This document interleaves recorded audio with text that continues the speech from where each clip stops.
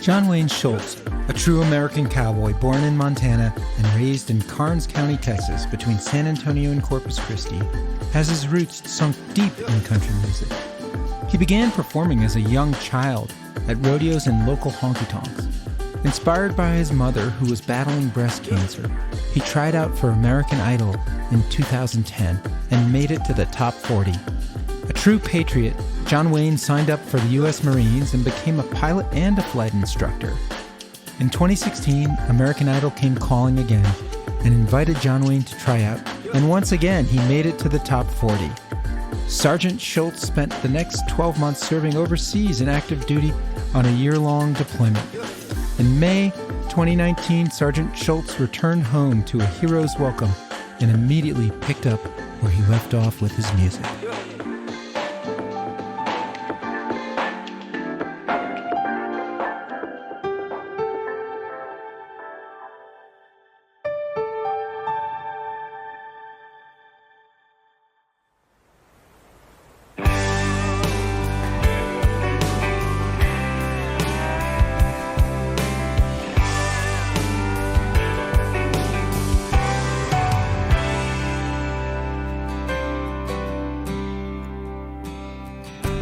Lord, it seems like it ain't rained in forever.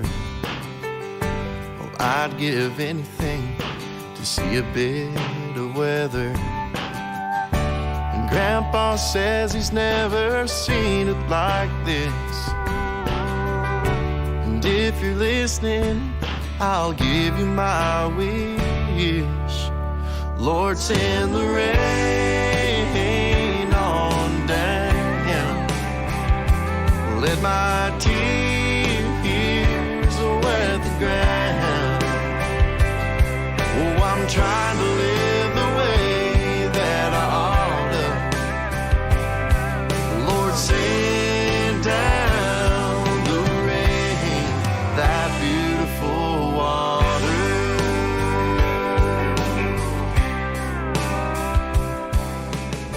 The dust on the dirt. So we're here with John Wayne Schulz, and we're going to talk about Beautiful Water. This is a song about H2O. That's right. Which is actually becoming rare on Earth. It is. Tell us the backstory of Beautiful Water. You know, Beautiful Water is a song that I wrote back in 2009. And it was a song that I wrote about praying for rain. I grew up in a small town in South Texas. And in those small town communities all over the United States, these communities are farming and ranching communities, and they rely upon water. The amount of rain that you have, allows the crops to grow, allows the rain to make the hay grow. And you have to have that for your livelihood in a lot of these small towns where you're a rancher or a farmer. And so we had a 2-year period from 2007 to 2009, where we had a 2-year drought in Texas. The rainfall was just not there. And for 2 years, farmers' crops didn't grow. The hay didn't grow. So we had to ship hay in from out of state. Farmers had to claim insurance on their crops every year. And so it just got bad to the point to where it was kind of a borderline crisis. And you'd start seeing all of the businesses in town say, please pray for rain. And so I was witnessing this happen with these small town communities, to where they decided to turn to God and to start praying and put a little faith in the fact that we might get a little moisture to help us out. And you know how it is in life. I think sometimes you go through hard things to help you be a little more humble and to help you maybe press forward with a little more faith after an experience. So I was sitting at my house one day and it just began to rain. And I mean, it was pouring rain. It was to the point to where it had rained for so long and such an amount of rain to where that drought was over. That 2-year drought without water was done. And I sat there at the house and watched it rain. And I remember how beautiful that was, just looking at that water falling from the sky. And I had this idea for a song that I wanted to write called Beautiful Water right there. And so I grabbed my guitar really quick And in 20 minutes, I sat there watching it rain with my guitar, and I wrote the song Beautiful Water. And it just seemed like the lyrics just flowed right into my mind, and the music was like kind of there. And I think sometimes whenever you songwrite, you struggle to come up with maybe some ideas, or you struggle to come up with lyrics and the music and the melody. But this song it's the only song I've ever written where it's just been immediate, and it just came and flowed down on that paper like it had already been written. Melody and words? Melody and words. And after 20 minutes, that song was done, and I was able to sing it to my family and say, hey, what do you think about this song I just wrote? And really that was the second song I've ever written in my life. And I was 21 years old. I hadn't done a lot of songwriting up to that point. It was almost a spiritual thing for me to see that rain come down and the good Lord bless us, And so, that song, Beautiful Water, has been one that I've played at some of my shows, and the people in the community sure were able to relate to it because they understand how important that rainfall is. And so Beautiful Water has been a song that has always been what's been heavily requested by people that come and watch me play. Has it changed over time when you play it live? I think Beautiful Water has changed over time. I was out in 29 Palms, California with a group of my Marines, and we were out in the desert, and it was so hot. And all of a sudden we saw this storm cloud come just rolling out of the northeast. And it was so dark, and it came and it rained on us in the middle of the desert. I mean, it was 120 something degrees, and all of a sudden this storm came, and the rain was just sideways. It was almost kind of like Forrest Gump, we had some sideways rain, and so we had some sideways rain out there, all of us Marines, and it was blowing so hard that it almost would sting, and we were covered behind anything we could to try not to get, just completely soaked by this rain. And we were soaked immediately, and it blew for an hour. And then all of a sudden it switched directions, and it blew another hour the opposite direction. And the whole time, all the Marines knew my song, Beautiful Water. And the whole time they were just saying, screw you, Schulz. Like, they were just like, Beautiful Water, we hate it, And they were like, quit singing the song. And I said, I was inside when I wrote that song. Don't blame me. I was indoors when I wrote that song. I wasn't out in it. So it was just funny because I think the song has changed over time as people have been able to relate to it more. And I've been able to put more emotion into the song. This is the first song I was ever able to watch people actually relate to and be able to say, that song has really touched me in a certain way.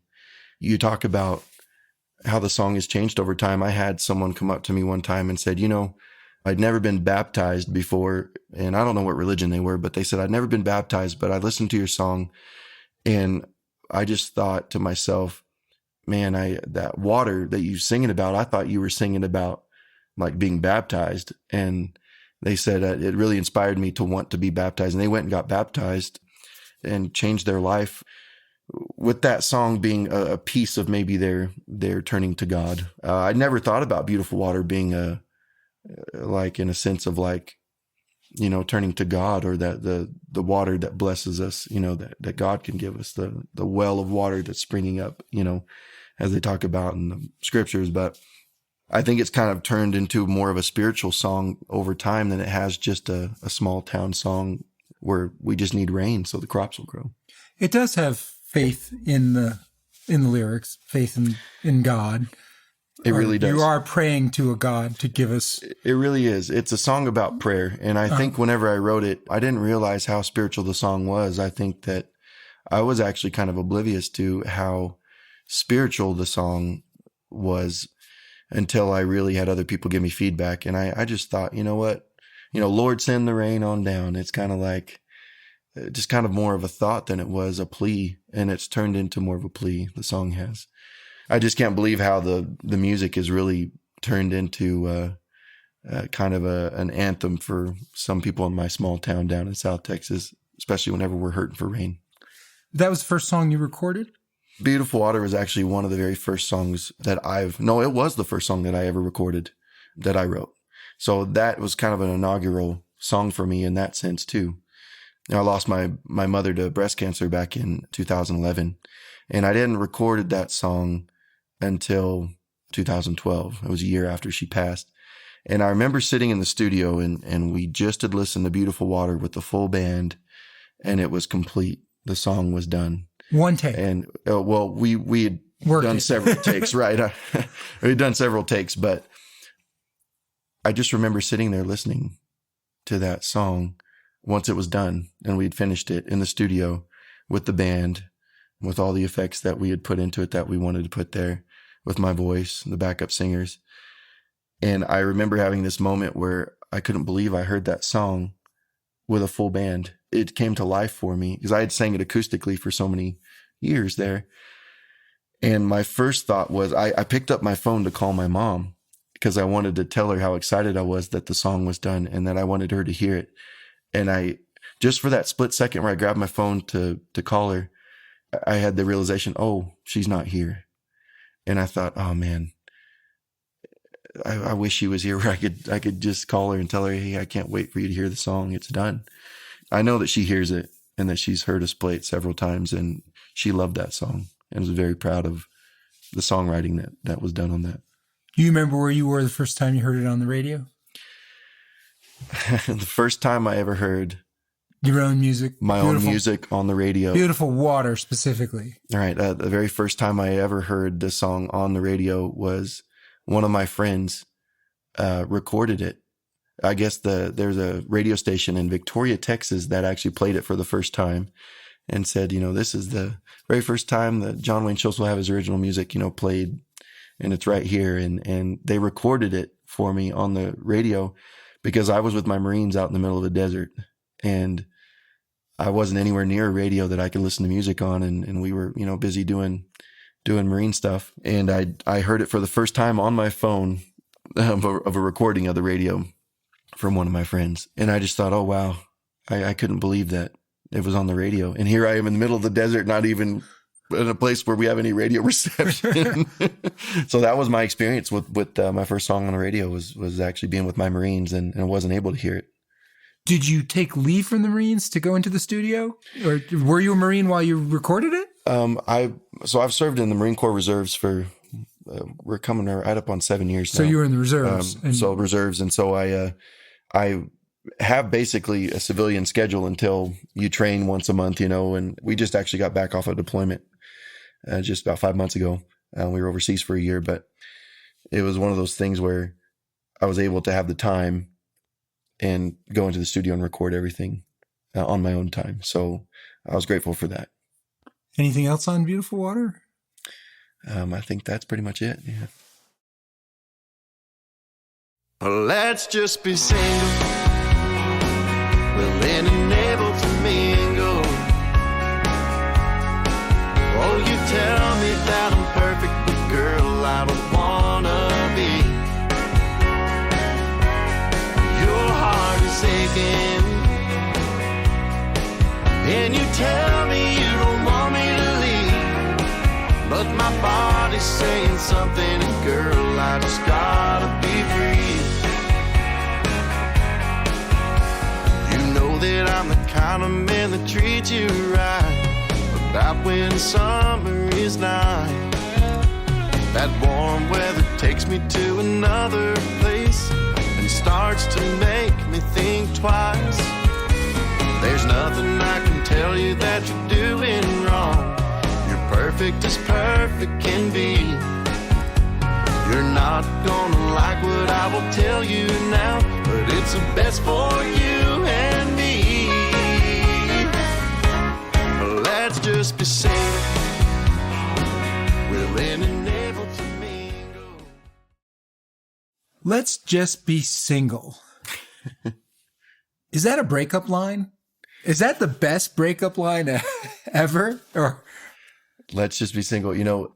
If you ask if that's the best breakup line, I was listening to the radio, which apparently a lot of people don't do anymore. I was listening to the radio a while back, and they said that some of the best breakup lines, or the number one breakup lines, are "Let's just be single. I think we should start seeing other people," or "I just need some space." Those are kind of the breakup line kind of phrases that people like to use. And there are 50 ways to leave your lover. That's right. Paul Simon said. Yeah. And it's not about you. It's about me. Yeah. There's a million different ways it could be done for sure. This song came with a real experience. This was an actual experience that I had to where I was dating this girl from California. It was just, we were on and off with each other for about 4 years. And that's a long time to be on and off with someone. And we really had a lot of feelings for each other and developed a lot of feelings for each other. And she is a phenomenal person. One of the very best girls that you can possibly meet. You know, I've always been so up and down with that relationship, and she's just always been very steady and consistent. And so it was one of these things where I went and talked with her, and I wanted to just tell her, let's just be single. And that's hard. It is really hard to talk to somebody that you love and you absolutely revere. And for some reason, you just don't feel like you need to keep going with it, whatever reason that is. And that was really hard for me to do. And so I came home from that talk with her, and then I wrote this song, Let's Just Be Single. And I was hurting so bad inside in my heart that I just thought, you know, what do I do? I just don't know how to really kind of get through it. And I thought, you know what? I just grabbed the guitar and I just started playing a little melody. And so a lot of the words from this song are the actual words that I used in our talk, in our breakup. There's a lot of lines in the song also that I totally threw in there that weren't part of the conversation. And that's just to kind of make the song a little more catchy, make it a little more not so generic and kind of thing. But the funny part to this story was I get a call after the song was released from that girl. And she said, hey, I heard your new song. And I said, oh, okay, which one? And she said, Let's Just Be Single. I said, oh, okay. And she said, did you write that song about us? Because there was a lot of lyrics in there that sounded awfully familiar. And I said, well, I'll be completely honest with you. I said, that song I wrote about us and you. And after we broke up, you know, I went back home and I wrote that song. And what was funny is for the next 30 minutes, I just laid the phone down with it on speaker, and she just chewed me out for the next half hour. So I was just sitting there, just listening to her chew me out, and bless her heart, she had every right to say everything that she told me. And so after she was done with giving me an earful, my only response was, so when are we getting together? You know? So when you want to hang out next, you know? I tell you what, I'm so bad. I play all kinds of mind games that it's not great. So we've spent time with each other since then. And she's, you know what? She's amazing.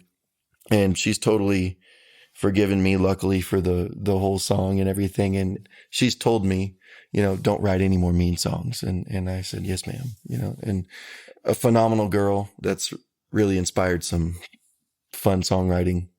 Have you played that song in front of her? No, I have not. No. In fact, we haven't really even talked about it since the half hour on the speakerphone. Exactly. So, that song was it definitely got me in a lot of trouble with her, you know, but that's the beauty about songwriting, is that you can actually take a real experience and you can put your heart and soul down on a piece of paper and put it into a guitar, and you can actually let your heart begin to be mended by the power of music. And that's really what this song was about me trying to mend my broken heart over the whole experience. And I was just so entertained by how things kind of played out once the song was released, and she called me and was very upset about it. And I'm not laughing that she was upset. I'm just laughing that I got in trouble for it, because, you know, this is something that, like, you see in a movie. Guy writes a song about breaking up with a girl. She hears it, calls him, and she's upset. And then afterwards, you're like, so when do you want to hang out? You know, it's like, come on. It's like, that's some Hollywood stuff. I mean, you can't make it up, you know. Every time I date a girl, they always start wondering, is that song about me? Or I hope that song's not going to be about me. And I've actually had a bunch of other girls that I've dated in the past contact me out of the blue and say, hey, did you write that about me? And I had to tell them, no, absolutely not. And I started thinking, geez, how many girls have I dated? And how many times have I used the phrase, let's just be single? And so it's one of those wake up calls to where it's kind of like, geez, you've dated a lot, and there's a lot of girls out there that apparently feel like you need to stop breaking up with them so much. So every time I date a girl and they start to get to know me and they hear the song, they just start thinking, because they voice it to me, I'm never going to be that song, am I? And I'm like, oh, I hope not, but we'll see, kind of thing. So, well, it seems like relationships get to a point where one or the other asks, where is this going? I guess the answer is, this is going to a place where we're both going to be single. Right. That's exactly it. And that's what this song is all about. It's about that. Because the answer is you're not ready for the commitment. Right. But you can't stay in non-commitment land forever with someone you're dating. It's true. You got to get married or move on. Is that sort of life's, sort of biblical rule? I think it is. And that's the thing that girls have talked to me about whenever we've broken up is, they're like, well, you can commit yourself 100% to the Marines and you do so well with that. And you can commit yourself to, music, and you can commit yourself to being a pilot and flying people places. But you can't commit to me. I hear that all the time. And they're like, I know you don't have commitment issues. You just don't want to commit. And I'm like, you're right. We're finally getting somewhere, so I know. So I don't know. There's a lot more songs that can be written about really everything we've talked about, more than just let's just be single. Maybe I just need some space, or maybe we should start seeing other people. It's kind of like that's to come. 100 ways to leave your lover. Right. Okay. The jukebox is broke. It only plays country. All these sounds of lonesome whistles. Mama tried. Sound of twin fiddles playing. The jukebox is broke. It only plays country. I saw a friend of mine the other night, catching up on times about out of sight. From the corner of the barroom, you could hear a lonesome sound. That's when my friend stood up and said, let's figure this problem out. The jukebox is broke. So the jukebox ain't broke. Is this your answer to Alan Jackson's Don't Rock the Jukebox? Or what is this about? That song of Alan Jackson's I grew up playing as a kid, Don't Rock the Jukebox. And as a kid growing up, I remember going into some old places and actually seeing jukeboxes, and ones that still worked, that actually would have the arm grab the old, 45, what kind of every jukebox that was made for at the time. They were called 45s. 45s. That's what we actually called a single when I was growing up. There you go. Yeah. See how confused I am. It had an A side and a B side. There you go. Of the single. So I remember watching the arm come down and grab the record whenever you selected a song, and it would actually place it, and then the needle would come on and it would play. And it's these big machines that are just, they're bulky and they're big, and they seem to be just kind of the center of the room. They usually have these neon lights, and they're just kind of these iconic things that it's just one of the things that like really captures music. And it doesn't matter if it's country music or if it's rock or jazz, whatever it is. Those jukeboxes are really they look like the heart of the music in a joint or in a venue. I just remember thinking as a kid, the jukeboxes are really cool. I liked them a lot. But, I've grown up in the age now to where, we've got music on our phones and you can play them in your car. You really don't listen to radio that much anymore. And, even CDs are something that people aren't really using that much anymore. And the jukebox ain't broke. Definitely not an answer to Alan Jackson's Don't Rock the Jukebox, but it was kind of along the lines of wanting to be setting the scene in a place, just like Don't Rock the Jukebox. You're definitely in a place where a jukebox is present at the bar, or at the place where you're at to dance. And where the idea of the song came from was I'm a huge fan of Longmire, the TV show Longmire. And in the very first episode of Longmire, you'll see the bar owner in that kind of pop up behind a jukebox, and he tells Walt Longmire, he says, the jukebox is broke, Walt. It only plays country. And I was watching that show with my best friend, and I thought, man, that's a song. That is a song. And it was a cool little hook line that they put into the episode. But I looked up if anybody had written a song with that hook line, and nobody had. And I thought, you know what? There's a lot of people that are not big fans of country music, but then they end up becoming fans of country music eventually through a friend, or maybe they get their heart broken, or maybe they're very patriotic and they hear a country song where it kind of turns their ear and it starts to change their mind that, oh, country music there's more to it than I thought. And some of my friends have told me, I don't really listen to country, but I like your country. I thought that there was a song there for sure. And so The Jukebox Ain't Broke, or The Jukebox Is Broke, is really the title of it, is about two buddies that are hanging out, and he's just saying, hey, the jukebox is broke. It only plays country music. It doesn't play any of the other genres of music that I want to listen to. It's broken. Then his buddy's explaining to him, no, you don't understand. The jukebox ain't broke. Country music is enough. It is enough to help you mend your heart. It's enough to help you have a good time. It's enough to help you through anything that you're going through with life. It talks about that archetype of person that maybe sits at the bar who will drown their sorrows away in country music and letting that kind of mend their heart. And so we decided to write this song, and my best friend Brendan Border and I wrote this song together one day, and we put it together in, I think, maybe 30 minutes. We wrote the song, and we wanted this song to have a really traditional sound to it. This is a Western swing song. Classic Western swing. And I played music growing up with some of the best Western swing players out there. David Waters, who was a guitarist for me for a long time, he's in the Texas Western Swing Hall of Fame. Phenomenal guitarist. And he really turned me on to a lot of Western swing. People like Billy Mata that I grew up listening to and knowing. Bobby Flores was another that really played a lot of Western swing. And I revered these men, and they helped to shape me in music. And this song, I knew that it needed to have a very traditional sound, and we wanted to make it a shuffle. That two-step and shuffle sound, it's a signature sound of Texas honky tonks. We wrote the song with that shuffle, and we just made it really Western swing. It's got the twin fiddles in there. And we wanted you to feel like, man, I am in a honky tonk in Texas when I'm listening to this song. We wanted it to really transport somebody into that atmosphere in their mind.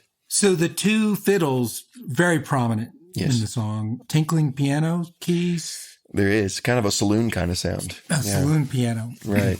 Yeah. So we really wanted to get the musicians going on this song and to really bring it to life with what we were trying to talk about in the song with the lyrics, that somebody is kind of being converted to country music.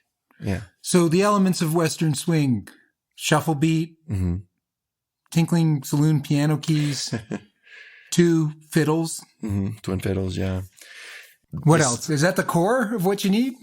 I think that country music today, people have a lot of opinions about it. I think country music has more opinions about it now than it has in the history of country music.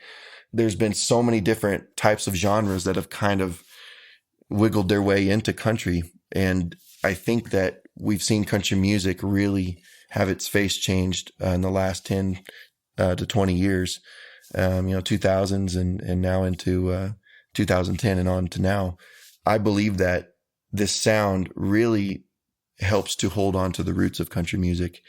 I've heard a lot of great new country music that I like, but I grew up with a very traditional sound with my band, and I grew up with a dad who listened to very traditional sound that was in love with people like Merle Haggard.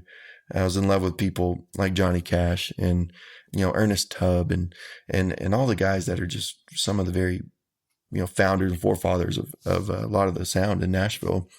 Well, we wanted to make sure that we grabbed the roots of country music and to just give the solid, heartfelt feelings that the shuffle and the twin fiddles can offer, and the ability to have someone hear a traditional song come out brand new. And one of my favorite bands is Midland. that's really hot in the scene right now. And these guys are playing some of the smoothest traditional country music that I've heard, but it's all brand new.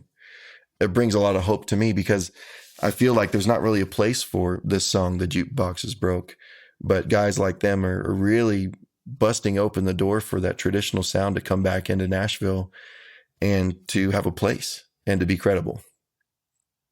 I think the only place you see jukeboxes are at the IHOP anymore. Is that right? Or or do they have them in? You're from near San Antonio and Houston, which is closer. I grew up in the San Antonio area. You call it San Antonio? Yeah. San Antonio. You're San Antonio. Yes, sir. You're a Spurs fan. I really haven't followed a lot of sports, but because too busy in the honky tonks. There you go. I understand that.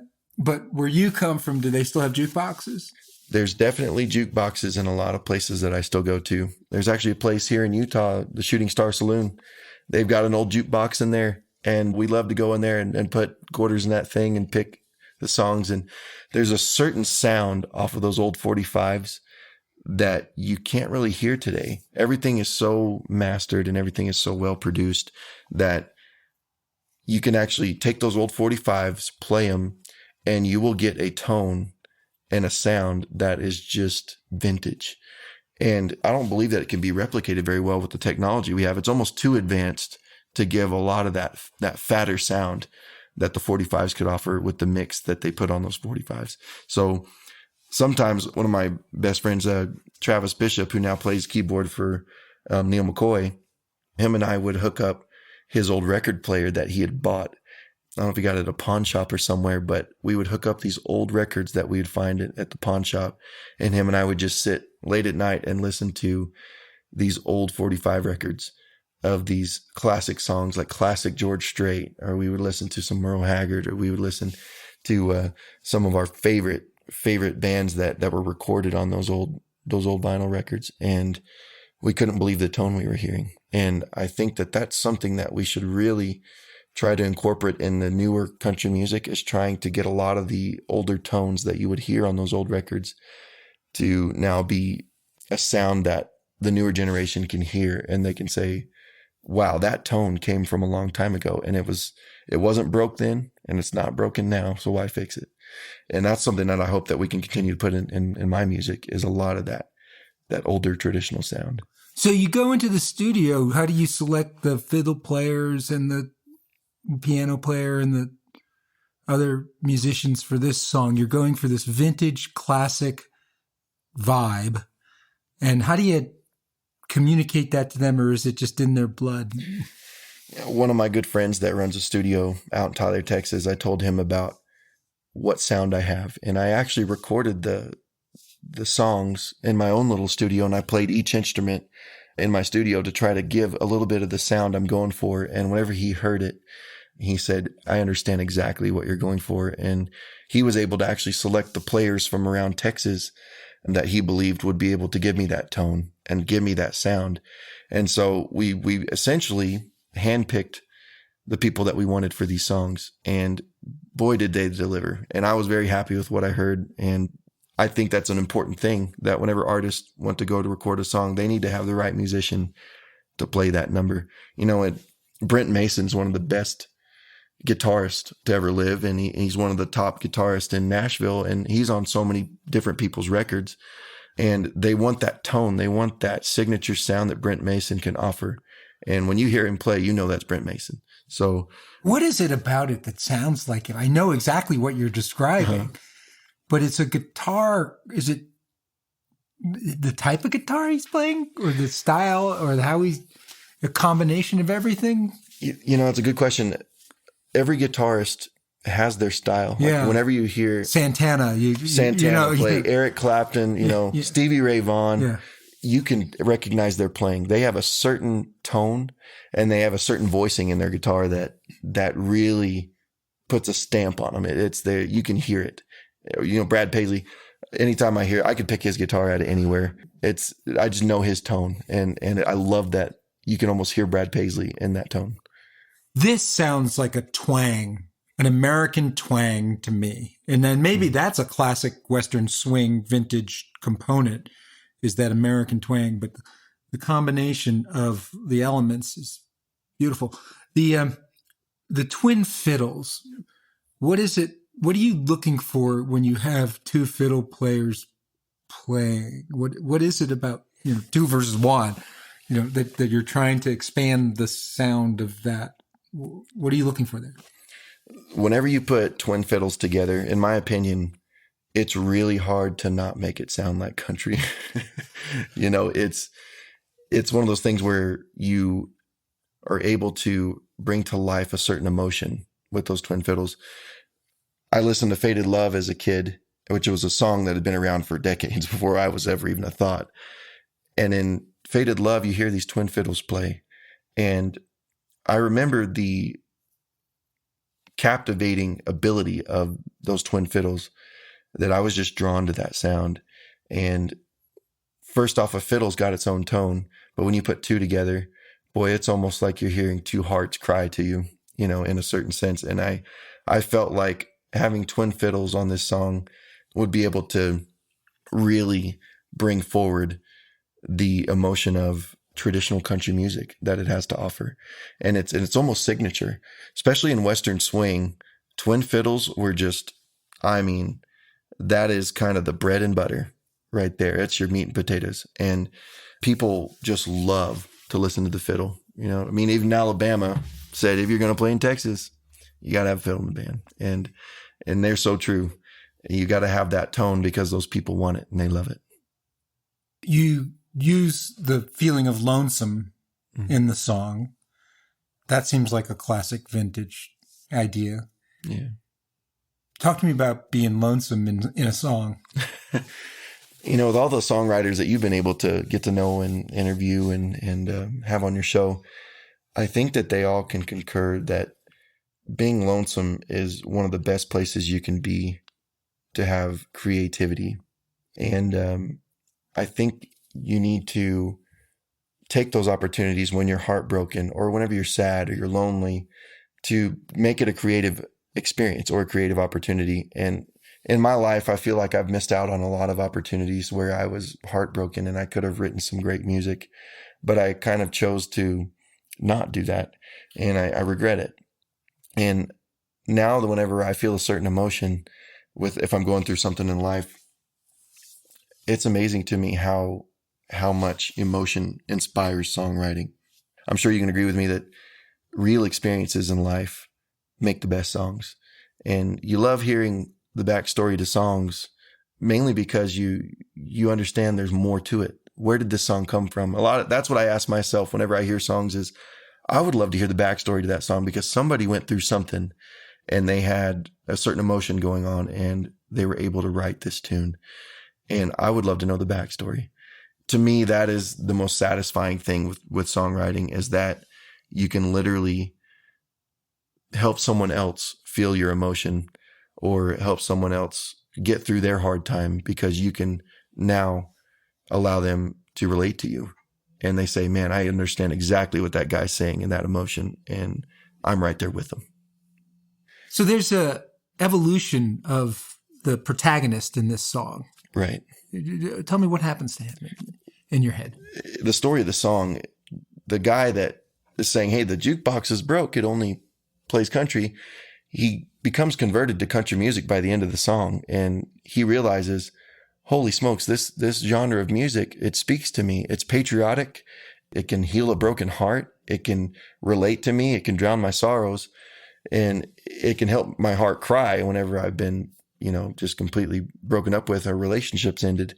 And he realizes, dang, country music is good for me. It's right for me. And at the end of the song, the lyric changes from the jukebox is broke to the jukebox ain't broke if it only plays country. He kind of becomes a believer in country music. And I wanted to write that because I felt like there was some of my friends who I've actually watched convert to country music and become country music fans. Not that they have left another genre that they're faithful to, because if you look at my playlist on my phone, you'll be surprised at how many songs on there are not country. I would say not even 50% of my playlist is country. He added the genre of country music to all the songs and music that he likes. and can see now that it's something that he can really relate to. So in the Marines, did you convert anybody to become a country music fan in this way? In the Marine Corps, there's been a couple of Marines who are also musicians that I've been able to serve with. The Marines like country music. Marines love country music. Okay, good. Now let's make that clear. but there's also a lot of Marines that don't, and they're more into metal or hard rock or hip hop or all kinds of different genres, R&B. But there has been a couple of Marines that I've known that said, you know what, getting to know you has helped me to like country music more. And I think the more they got to know me, they would realize, you know what, this is an all right dude, and he plays country music, and they'd actually listen to my music and they'd say, knowing you and hearing this music, I feel like I can understand it and relate to it. And they have kind of become country fans over the deal. So that's really cool. That's really cool. So their jukebox ain't broke anymore. That's right. Their jukebox is getting bigger. They're putting more records in that jukebox. So that's good.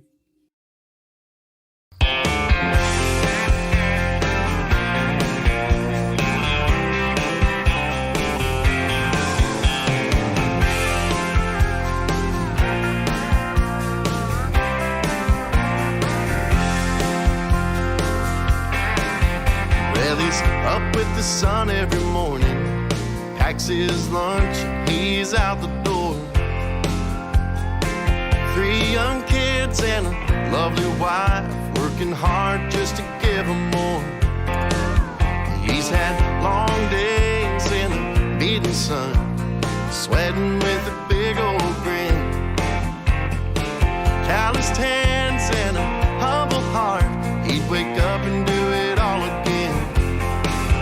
Well, it's hard to keep a good man down, 30,000 feet, but his feet are on the ground, the kind of man that you want to have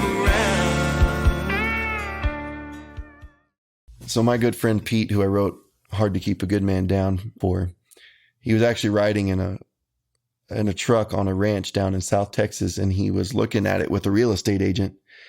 And they're just looking at all this ranch land, and he was thinking about buying this ranch. And my friend Pete told the real estate agent, he said, this is totally off topic of what they were doing. He said, I got a friend of mine who plays music and writes songs, and I love his music and he's great, but I just wish that he could play on a bigger stage and get to know some people in high places. And all his friends are in low places. Right. Yeah. All my friends are in low places. I can tell you that much. But aren't we all? We all have friends in low places. But he told that real estate agent, I just love to see him on a bigger stage. And he said, you know what? I have a friend in San Antonio who owns a dance hall, Cowboys Dance Hall. And he said, let me call him and see if he would have him come play. And that guy has never heard me play before, but he just trusted Pete. Whoever this guy is, he must think highly of. So they called up to Cowboys Dance Hall in San Antonio to a guy named Mike Murphy. Mike Murphy ended up hearing me sing, and he said, you know what? My friend Keith Stegall in Nashville needs to hear this guy. So he called Keith, and next thing I know, Keith's on a plane flying from Nashville down to San Antonio, and he watched me play in the Cowboys Dance Hall for a Wednesday night college crowd. After I was done Were you playing. nervous? Oh, you know what? I don't normally get nervous ever with really anything in life. But boy, was I a little nervous, because I thought, this guy has made Alan Jackson who he is. He's worked with George Jones. He's worked with Zach Brown Band. He's had hits recorded by George Strait. Like, this guy is the guy. I just thought, I can't believe this guy's wanting to listen to me sing, because who am I? I'm just a little kid from South Texas who loves to play country music, and I'm nobody special. He listened to me play, and after I was done and I got off stage, my manager came back and she said, hey, he wants to meet you. And so I walked over, and there Keith was, and he shook my hand and he said, I want you to come to Nashville and let's write some music.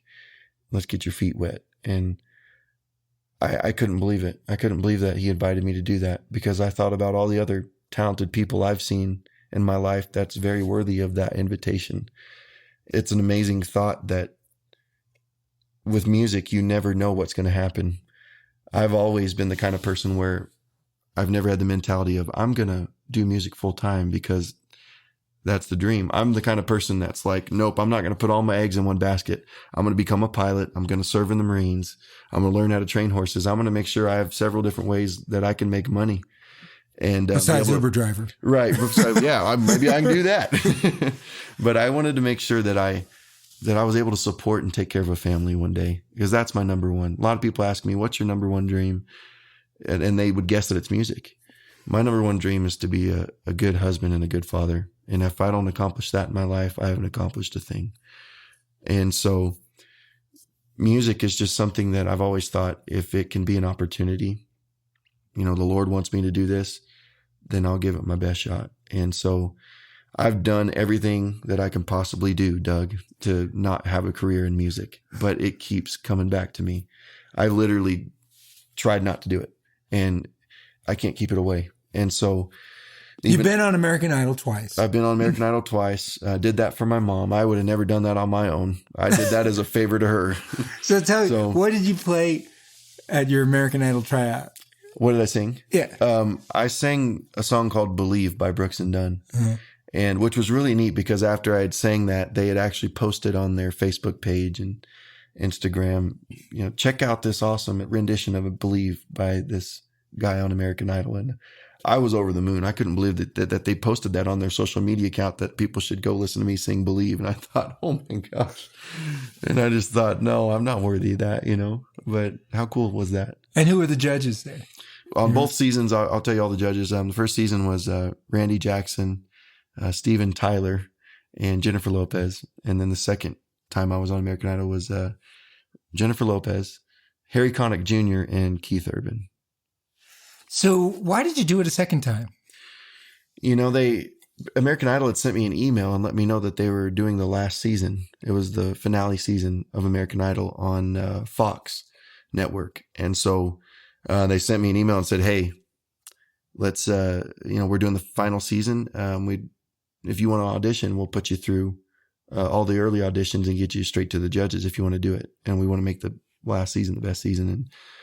And I saw that email and I was like, oh, next email, and I paid no attention to it. I thought, no, absolutely not. Been there, done that. Yeah. Been there, done that. And I told my sisters on the phone, I said, the craziest thing, I got an email from American Idol, said I should come back and try again. And they said, well, why don't you? And I thought, oh, great. Here we go. And so I ended up going back, and I ended up making it the same spot that I made it the first time, as the top 40. I was grateful for that experience. What was the song you sang in the second? I sang, let's see, what did I sing? The Dance. Right. By Garth Brooks. Yeah. And that's out there, and it is. It's widely viewed. People can look it up. It actually has, I was the second most viewed audition on the final season of American Idol. It was something like 18 million views or something like that. And I can't even get a girl to look at me once. And there's a whole bunch of people on the internet that are apparently watching my audition. Maybe you should sing the dance for the girl. Yeah, there you go. Maybe I'll just change my tactics a little bit. I've been asking all the songwriters when they write a love song, and you didn't give me a love song. Oh, I haven't even written a love song. Yeah, I haven't written a love song yet. Okay. That's probably why. Okay, all right, fair enough. When you write a love song, was it about someone? And, they'll say, oh yeah, it was about my wife. And I said, when you brought it home to her, what did she say? And they're like, like they generally don't have much. So far, I want to get a good story out of one of you songwriters on a love song where the wife or the girlfriend said, your girlfriend said, we got to get married tonight. Let's fly to Vegas or something.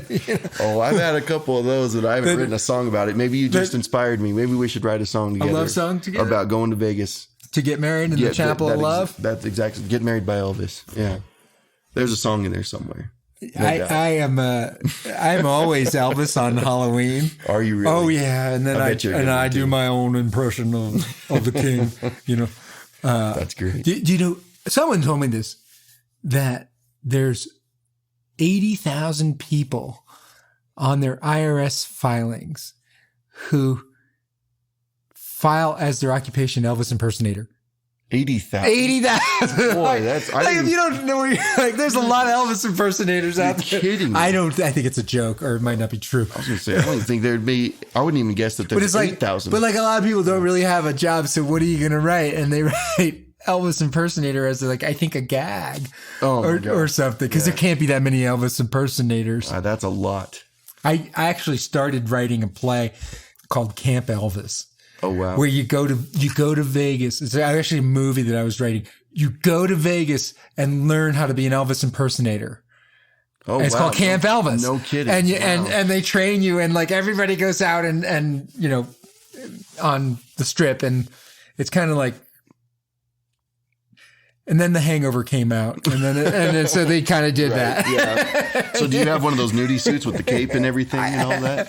You know, my kids cut off the legs to make it fit them for one of their Halloween parties at school. And I actually today, because we're here in late October, I was at the Guitar Center, and the store next to it was Spirits of Halloween, one of those temporary pop-up big box, thing. And I went in to get a replacement Elvis outfit, and they didn't have an Elvis outfit. Not a single one. Not one in the costumes. That's un-American. I think that is. I think that should be criminal for a Halloween store to not sell an Elvis outfit.